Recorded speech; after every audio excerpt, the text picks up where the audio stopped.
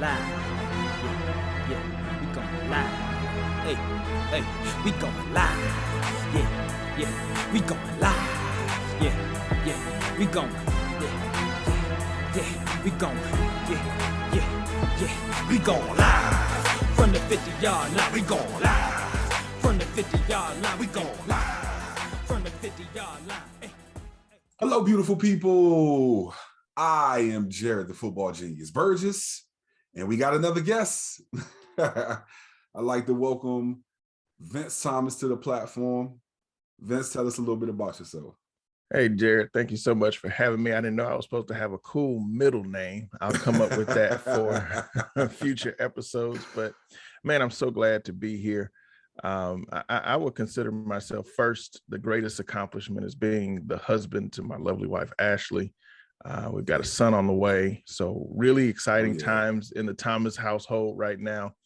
Kind of like the thing I do with the majority of my time is I'm a pastor of a church in the heart of the city of Atlanta. But what most people don't know is outside of that, I enjoy being an adjunct professor here in the city on the collegiate level. And I do a lot of consulting, believe it or not, for different media platforms. And I am the executive producer. I don't know if I told you this. I'm the executive producer of my brother's podcast, which is a sports podcast as well. So, my hands in a lot of things, keeps me well-rounded, keeps me on the pulse of what's going on today. So really enjoying life. And man, I'm excited to be with you today. Nah, man, look, I appreciate it. I hit you maybe about a week ago, a little over a week ago. Yeah. And I was like, I was like, I know that especially with having the child on the way, that you were busy, you got stuff going on. And I was like, let me see if Vince would like to come on the show. And man, you didn't hesitate. He was like, oh man, of course. So man, I truly appreciate you for coming on. And that it's fine. I didn't know. So I saw that did your brother just start the podcast? It's starting to actually take shape. So he's been doing it for almost 2 years. I did not know that. Okay. And he and his just a great colleague, Connor Muldowney, they both have been doing an outstanding job, really grassroots. It started as a social media rivalry between two people from rival schools. Right. But then when they finally sat down and talked things out, they realized that they were a lot alike, but had different teams that they cheered for, and they turned that into a podcast. And I'm just proud of the both of them for sticking with it, bringing me along for the ride, and just seeing how they've got different guests, quality guests that come on their show, and they just do a great job. It's very comedic. And my brother took me to a Michigan game not too long ago, and he is the mayor of Ann Arbor. Like, how many people he knows? I was like, wow. So I am the rookie with all of that. And so although I'm the older brother, my brother does a great job of what he does in his sports podcast. Yeah. So I saw the clip of it maybe about a week ago. And I was like, I got to check this out because it was pretty entertaining. But I did not know that he had been doing it for 2 years, man. I hadn't seen like any like graphics or anything like that.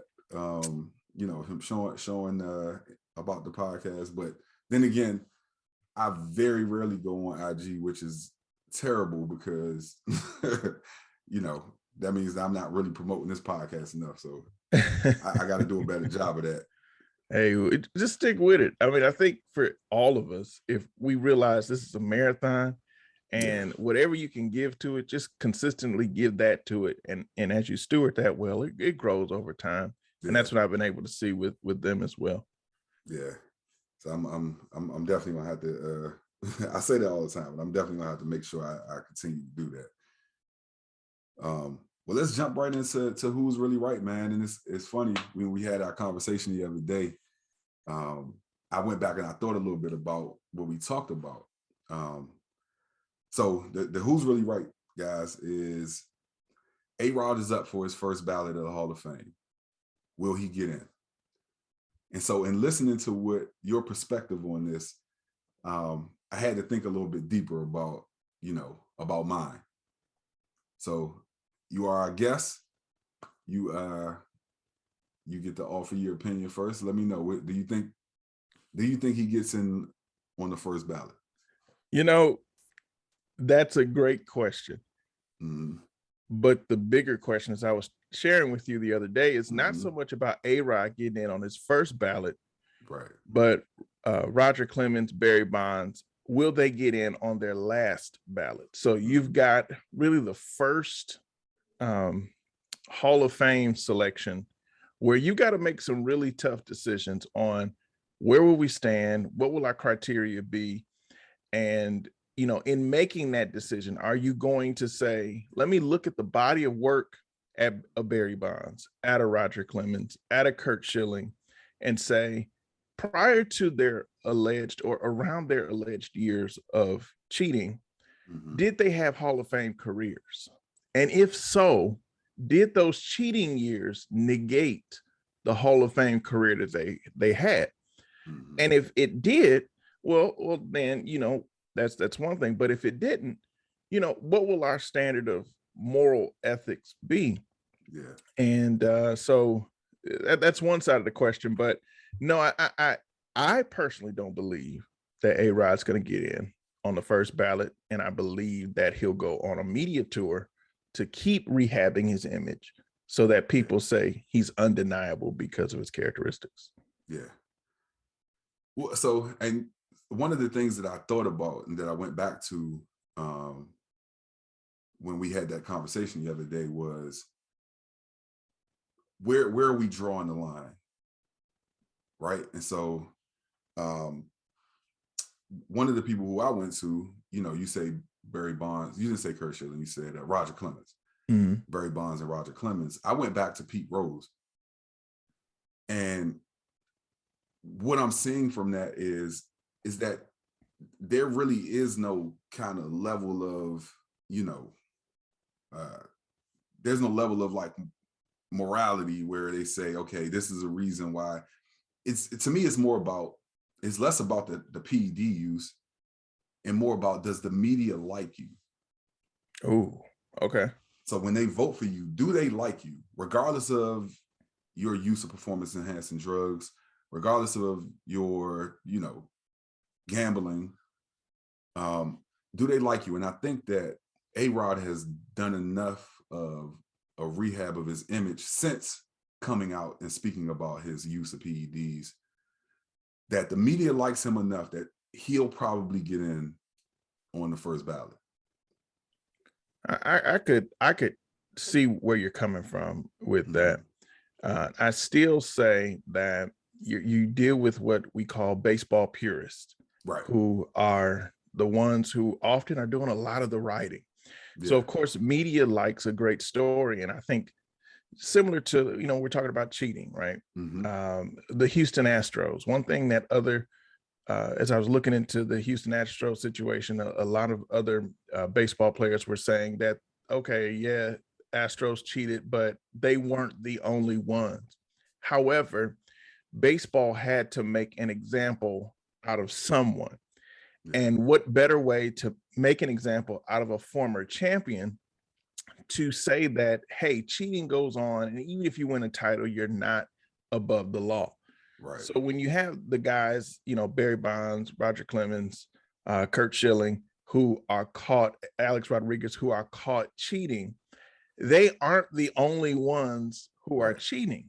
But my man who is having a hard time staying on the major league roster, and he's going back and forth between AAA and the major leagues, to penalize him, people are going to say, well, shoot, he needed that. I mean, he's trying to go from riding a charter bus to away games to riding a plane to away games. Right. And it's not as sensational for media stories as these big ticket items.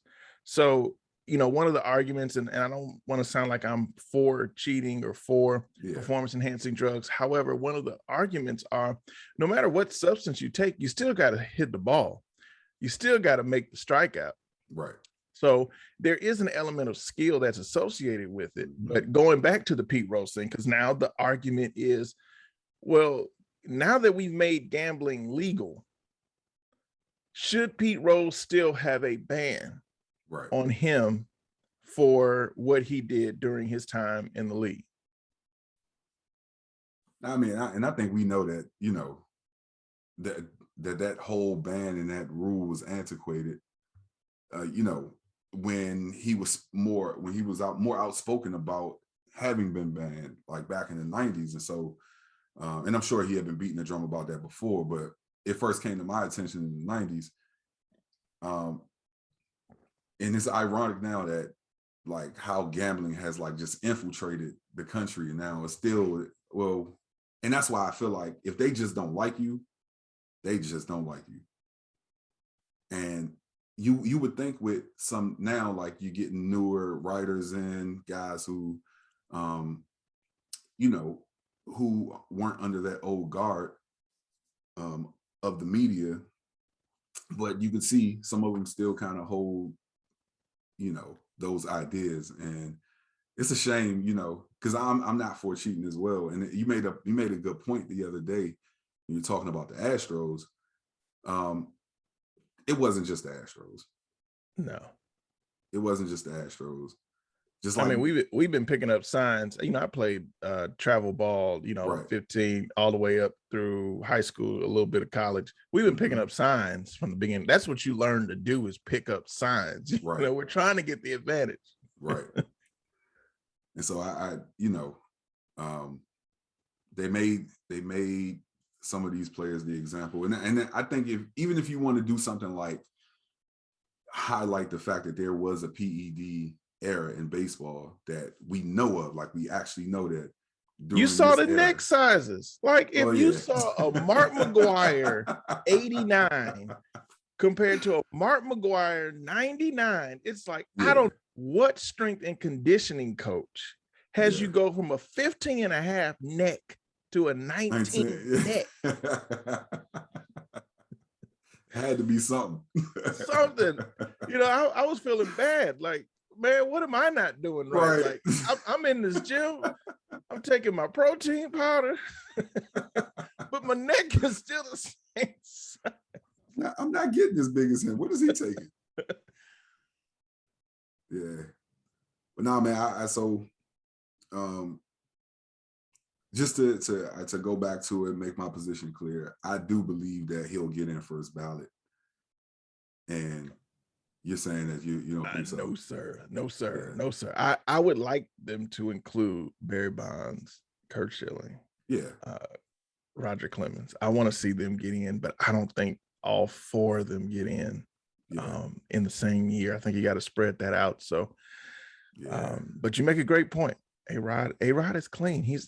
You enjoy watching him. You enjoy cheering for him. Right. You don't really think about him as someone who cheated. You think about him as a clean cut commentator, excellent third baseman, Texas Rangers shortstop who could hit the ball. You don't think about that blip in his career where he was out a substantial period of time serving the suspension. You don't think about that. Right. Now, if he was still with J-Lo, it'd be a no-brainer. It'd be a no-brainer. Hands down. Yeah. Nah, but you guys let us know who's really right. Does A-Rod get in on the first ballot? Vince says no. I say yes.